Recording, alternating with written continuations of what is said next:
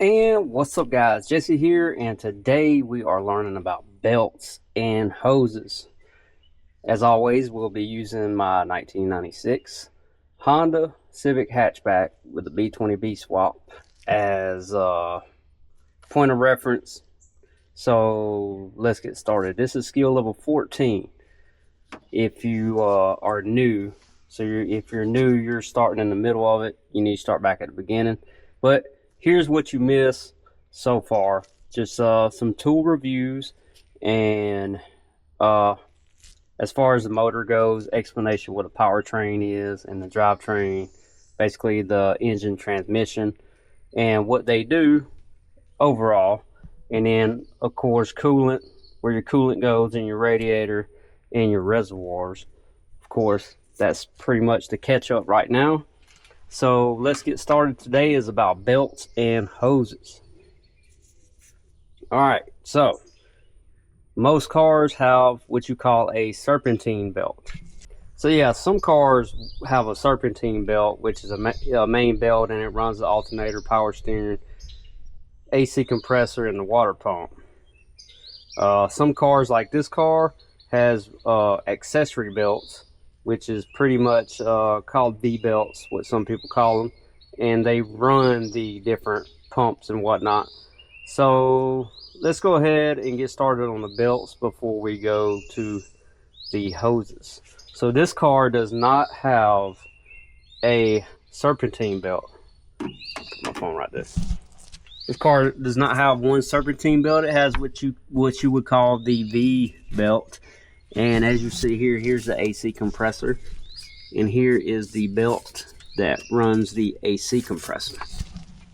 And then there is a separate belt over here. This is the alternator, and it has a separate belt that runs the alternator.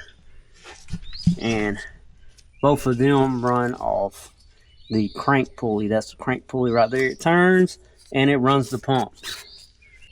All right, so I would say common issues with power steering belts is it squeals when you turn the wheel, but this car does not have a power steering belt. This car is actually manual rack, so it does not need a power steering pump or power steering belt.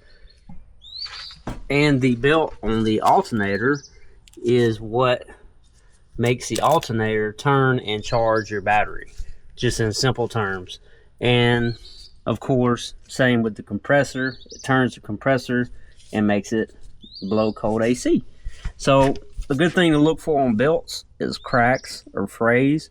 We're not going to get too deep into that today. We're just going to keep it light because this is early on in mechanics. So look for cracks, frays, and these belts actually look pretty good.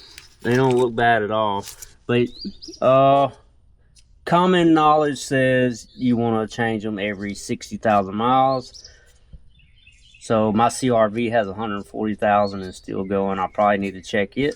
Not going to check it this video though. That's not what we're doing right now. Alright guys, we're back. I meant to hit the pause button and I hit the stop recording button. But we are moving on to hoses. So you have radiator hoses and you have vacuum hoses.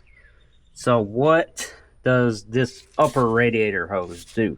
This upper radiator hose is where your water escapes from your engine, or your coolant escapes from your engine back into the radiator, right? So this is hot and it comes through this thermostat and it comes back in here and it cools off. And as it cools off, it goes down to this bottom hose right here.